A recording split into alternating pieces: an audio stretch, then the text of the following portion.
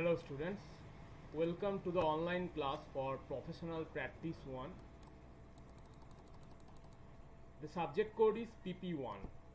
Now this particular course, this particular subject is present in the third semester diploma syllabus for Department of Automobile Engineering. Let me first introduce myself. My name is Tanmoy Kundu, Assistant Professor, Department of Automobile Engineering, Dr. Sudhir Chandra Sood, Degree Engineering College. Now today basically we will discuss on the topic, particularly assignment, individual assignment number 1 as given in the syllabus for the West Bengal State Council, and the topic is the different types of carbon steel, alloy steel used for the manufacturing of machine components and automobile components and suitable heat treatment process. So here we find this is our course objective to develop basic technological concepts through technical topics, PowerPoint presentations. Course outcome: the students should be able to acquire information from different sources, prepare notes for given topic, present the given topic in a seminar, interact with peers to share the thoughts. So let us commence our today's course. So today's lecture is basically the individual assignment number 1. So here you see we have to come to know what are the different carbon steel or alloy steel metal which can be broadly used in the machine components or any automobile component manufacturing, and also if any suitable heat treatment process will be there, so we shall discuss all those. Now, introduction. Material science and engineering plays a vital role in the modern age of science and technology. Various kinds of materials are used in industry, housing, agriculture, transportation, etc. to meet the plant and individual requirements. Okay. So basically in the introduction part we will come to know what is the definition of the material science and the engineering. Okay. So material science topic, in that material science subject, we will basically go through the different types of material, its properties and its wide range of applications. Okay. The knowledge of materials and their property is a great importance for a design engineer, because a design engineer who is designing a machining component, so obviously he must have to be very much aware about the fact the machine component should be made of a particular material, whether that material has the particular characteristic to meet the purposes of this machine component, whether that material has the perfect mechanical properties to meet the requirements.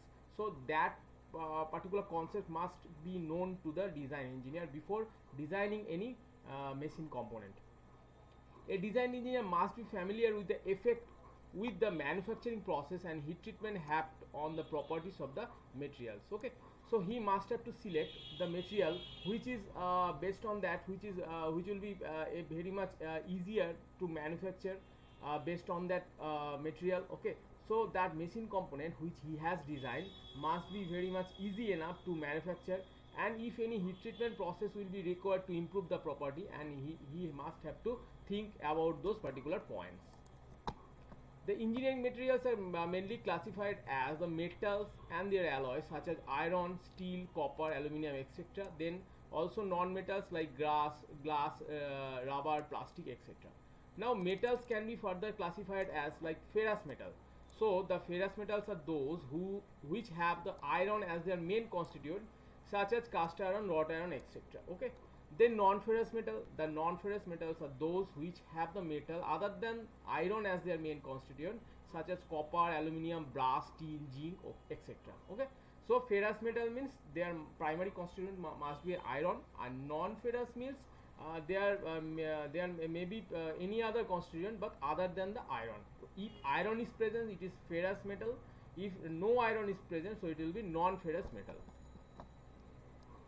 Now, applications of different ferrous metals, carbon steel and alloy steels are described below, particularly for machine components and automobile components. So these are my important aspect to discuss, because this topic is particularly selected only on those applications part for those particular low alloy steel, any ferrous metal, or those alloy carbon steels which can be used in the automobile sector and the mechanical sector. Okay. First one is the alloy cast iron. So the cast iron is obtained by remelting the pig iron with coke and limestone in a furnace called cupola. So cast iron is basically produced in the furnace called cupola. Now it is primarily an alloy of iron and carbon. The carbon content in cast iron varies 1.7% to 4.5%. So that point is very important to remember, because in the cast iron the carbon percentage is 1.7 to 4.5%. The cast iron contains small percentage of other constituents like silicon, manganese, sulfur, phosphorus, etc. These cast irons may be called as the plain cast irons. Okay, the alloy or the plain cast iron is produced by adding alloying elements like nickel, chromium, molybdenum, copper, manganese in sufficient quantities. Okay, so these are all those alloying elements here we see. Now these alloying elements give some more strength, and obviously it will improve the mechanical properties. So this is the most advantage part of using the alloy cast iron, because when you are adding some alloying element, like here you see the chromium, the nickel, molybdenum part, so what will happen? The mechanical strength will be improved, also mechanical properties will be improved. Alloy cast irons are extensively used in the gear automobile parts like cylinder, piston, piston ring, crankcase, crankshaft, camshaft, wheel, pulley, brake drum, shoe, part of crushing and grinding machineries, etc. So these are the wide range of automobile applications and the mechanical field applications for this particular alloy cast iron. Okay. Next we see it is the medium cast iron, medium carbon steel. Okay, medium carbon steel, because carbon steel is classified into three categories. One is the low carbon steel or mild steel, another one is the medium carbon steel, another one is the high carbon steel. So let us start with the different properties and application of the medium carbon steel. So in the medium carbon steel we see the carbon content basically ranges from 0.3 to 0.8%. It can be heat treated by austenizing, quenching and then tempering. Most often used in tempered condition, temper martensite, it is called the temper martensite. Okay, medium carbon steels have low hardenability. Addition of chromium, nickel, molybdenum improves the heat treatment process. Okay, the heat treatment capacity. Now heat treated alloys are stronger but have lower ductility. So we see these are all the different properties of the medium carbon steel. Next we see the applications. So the medium carbon steel basically contains the carbon percentage as 0.3 to 0.8%. Okay, now steel contains 0.35, it may be 0.3 also, 0.35 to 0.45 carbon is used for connecting rod, wire and rod, spring clips, gear shaft, key stock, shaft, brake lever, axle, small and medium forgings, etc. Steel containing 0.45 to 0.55 carbon is percentage carbon is used for railway coach axles and crank pins on heavy machines, spline shaft, crankshaft, etc. Steel containing 0.6 to 0.8% carbon is used for drop forging die and die blocks, clutch disc, plate punches, set screw, valve springs, cushion rings, thrust washers, etc. Okay, so we see that medium carbon steel is also having a wide range of applications. Next we see the low carbon steel or mild steel. Okay, the low carbon steel is also called mild steel. So what are these properties? So carbon percentage should be 0 to 0.3%. Okay, so up to 0.3% is low carbon steel or mild steel. Now most abundant grade of steel is low carbon steel, greatest quantity produced and least expensive. Okay, so it can be produced at a great quantity, so it's abundant because it is widely available in the earth. Okay, so it is called the low carbon steel or the mild steel. It is it is also having the wide range of applications. Now there are some other properties like non-responsive to heat treatment, cold working needed to improve the strength. Okay, it has good weldability and machinability. Now cold working is one of the very important forming process. So in the forming process, if you go through, so two types of working process are there. One is hot working and cold working. So cold working process is done below the recrystallization temperature of the material. Okay, So in the low carbon steel, if you heat the metal below the recrystallization temperature, so what will happen? Its strength will be improved. So here we see the applications. Now mild steel containing 0.05 to 0.1% of carbon is used for making the steel wire, seat, rivets, screw, pipe, nail, chain, etc. Mild steel containing 0.15 to 0.2% of carbon is used for making camshaft, seats, strips or blades, welded tubing, forging, drag lines, etc. Mild steel containing 0.2 to 0.3% of carbon is used for making valves, gears, crankshaft, connecting rod, railway axles, fish plates, and small forgings, etc. Okay, so these are wide range of applications for the mild steel. Next, come to the high carbon steel. So in the among all those carbon steel grades, we see the high carbon steel is having the highest quantity, highest percentage of the carbon. So here the carbon percentage is 0.8 to 1.5%. Now high carbon content provides the high hardness and the strength. So if this is the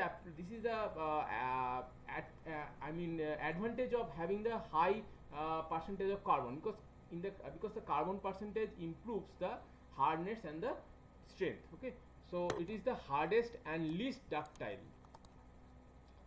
Used in hardened and tempered condition, strong carbide formers like chromium, vanadium, tungsten are added as alloying element to form carbides of these metals. Okay, now we see the applications of the high carbon steel. Steel containing 0.8 to this is basically 0.8%. It is the steel containing 0.8% carbon, because you see that 0.8. Okay, so 0.8% carbon. 0.8 to 0.8 means only 0.8. So 0.8% carbon is used for making cold chisel, wrenches, jaws for vices, pneumatic drill bits, wheels for railway vices, services, then wire for structural work, shear blades, automatic clutch discs, hacksaw, etc.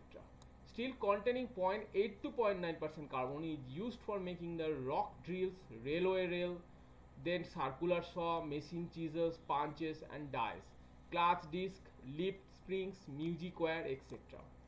Steel containing 0.9 to 1.0% carbon is used for making punches and dies, leaf and coil springs, keys, speed disc, pin, shear blades, etc.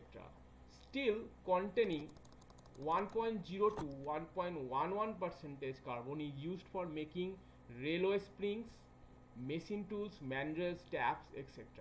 Steel containing 1.1 to 1.2% is carbon is used for making the taps, thread metal dies, twist drill, knives, etc. Steel containing 1.2 to 1.3% carbon is used for making files, metal cutting tools, reamers, etc. So you see that these are the wide range of applications for the high carbon steel. And also one more applications there. The steel containing 1.3 to 1.5% carbon is used for making wire drawing dies, now metal cutting saw, paper knives, tools for turning chilled iron, etc. So as you see that depending upon the carbon percentage, that particular high carbon steel or low carbon steel, medium carbon steel have some different types of applications. Okay, so carbon percentage really matters, but depending upon the carbon percentage, what happens, the material characteristics, material mechanical properties get changed. So this particular depending upon the carbon percentage, so their applications are also gets changed.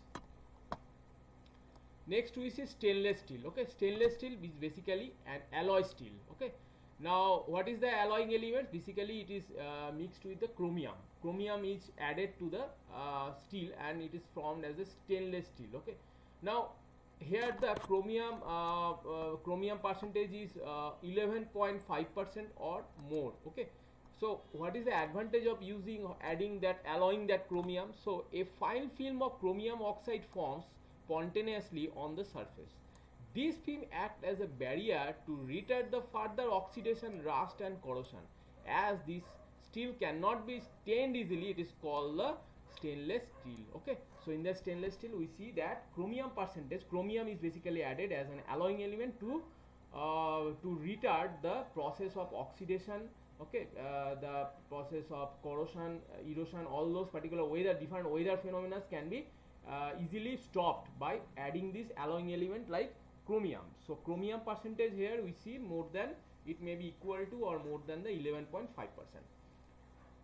Now stainless steel based on their microstructures can be grouped into three metallurgical classes such as austenite stainless steel, ferritic stainless steel and martensite stainless steel.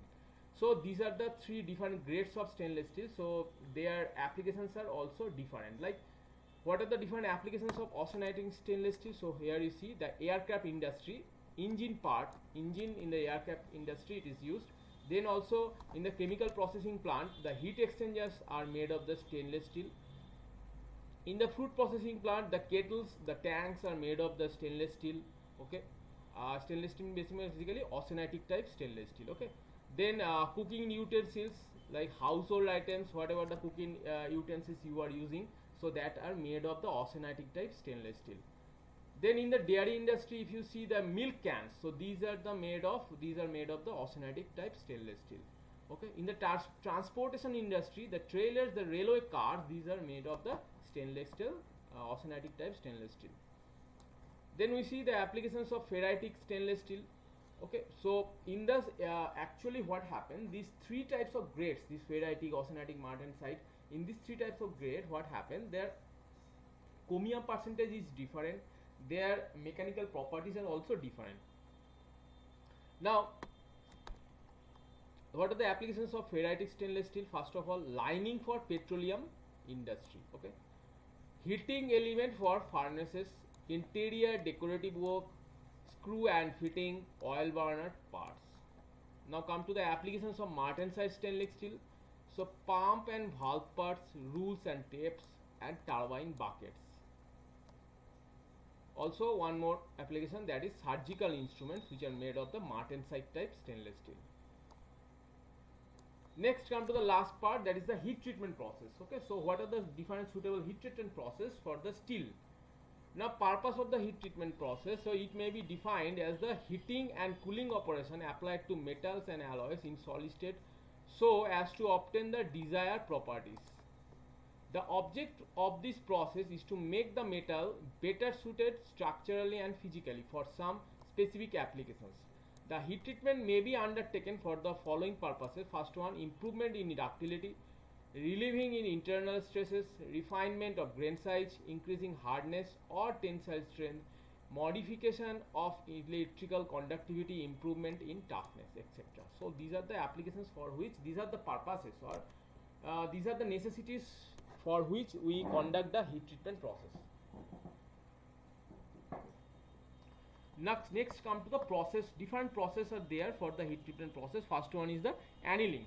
So annealing involves heating to predetermined temperature, okay, holding at this temperature and finally cooling at a very slow rate. Okay, so these are the several steps. First one is the at a predetermined temperature you have to heat the metal, then you have to hold at this particular temperature, then finally you have to cool it at a very slow rate.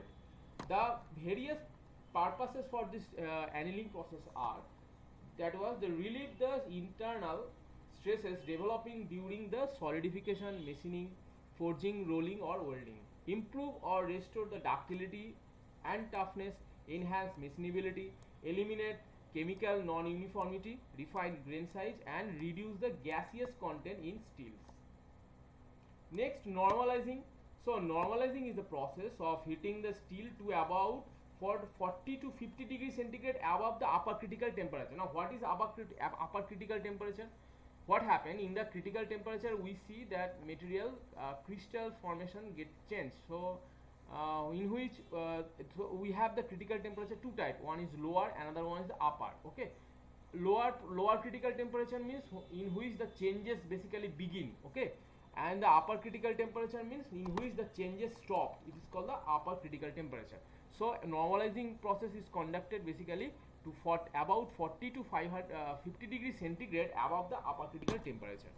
Now next process is that it is then heated to the upper critical temperature, okay, above the upper critical temperature, then it is hold for proper timing, then it is cooling in still air or slightly aerated air to room temperature. Okay, so these are the different steps.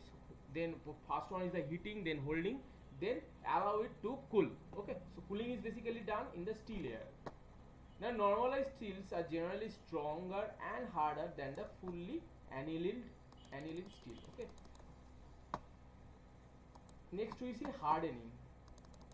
So hardening consists of heating the hardening temperature, holding at the temperature, and followed by rapid cooling such as the quenching in water, oil or salt bath. So this is the most important thing for the hardening part. So in the hardening process, what happens, the material gets cooled by the quenching method. Now what is quenching? Quenching means it's the rapid cooling.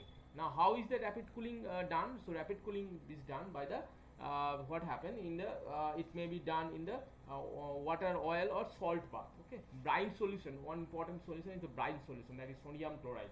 So this is called the salt bath. So in the salt bath or in the water, oil, what happened in the water, in the oil or in the salt bath, you can quench the metal. Okay, so quenching means basically it is a rapid cooling. So rapid cooling technical term is the quenching. Next is the tempering, the process which consists of the heating hardened steel below the lower critical temperature. So as you know, lower critical temperature means the temperature at which changes begin. Okay, so this is called the lower critical temperature. So tempering process is done, the heating of the hardened steel below the that means the temperature is below the lower critical temperature. Next, followed by the cooling in air or any other desired rate is known as the tempering. This treatment lowers the hardness strength and wear resistance of the hardened steel marginally. Next is the surface hardening, that is very important. In order to process considerable strength to withstand the forces acting on them and to withstand the wear on the surfaces, so the parts must be made of the tough material and provided with a hard surface by introducing the carbon or nitrogen on its surface with core remaining soft. Okay, so surface hardening means basically it is a surface treatment process. Okay, in this surface treatment process we have to introduce the carbon, we have to apply carbon or nitrogen on the surface of the hardened steel. So what happened, so this process can be done by applying the carbon or nitrogen. Now the surface hardening process is also called the case hardening process. Okay, so it provides us the hand and wear resistant surface, close tolerance in machining part, tough core combined with a higher fatigue limit and high mechanical properties in core. It is carried out by the operations like carburizing. Carburizing means you have to introduce the carbon. Okay, then nitriding means nitrogen, then carbonitriding, that is a combination of carbon and nitrogen. Okay, cyaniding, okay, that means we have to introduce cyanide. Induction hardening and flame hardening. Okay,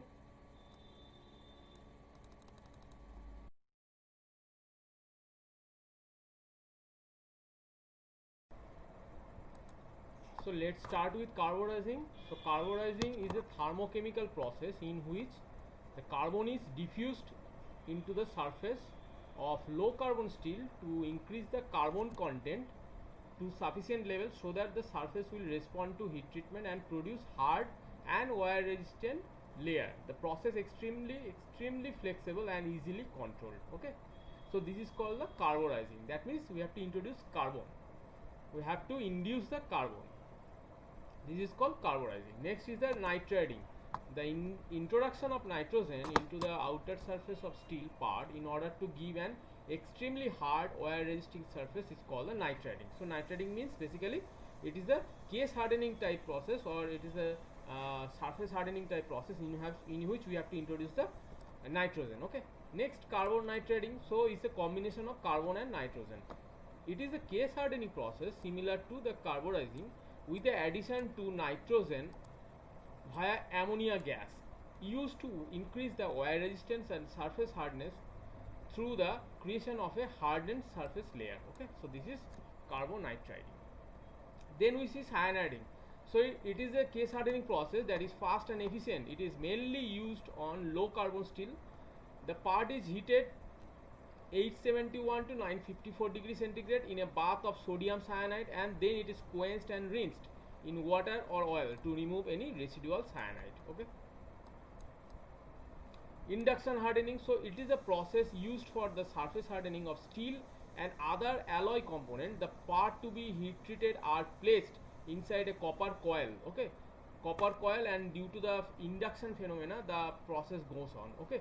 So it is placed in a copper coil and then heated above their transformation temperature by applying an alternating current to the coil, okay. So while coil is used, copper coil is used, it is called the induction hardening. Then flame hardening, so it is a case hardening process where gas flames are directly impinged onto the gear tooth surface area to be hardened, which is then subjected to quenching, okay. So this is the flame hardening. So we see these are all different types of heat treatment process of the steel. So go through all those parts very carefully, and also try to understand this particular different types of phenomena.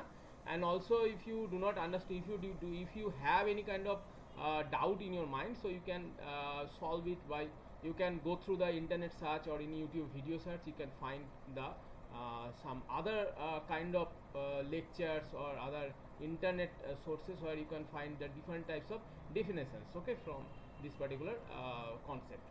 So go through all those topics, and so today I have completed the first individual assignment number 1 under professional practice 1, okay. Thank you all.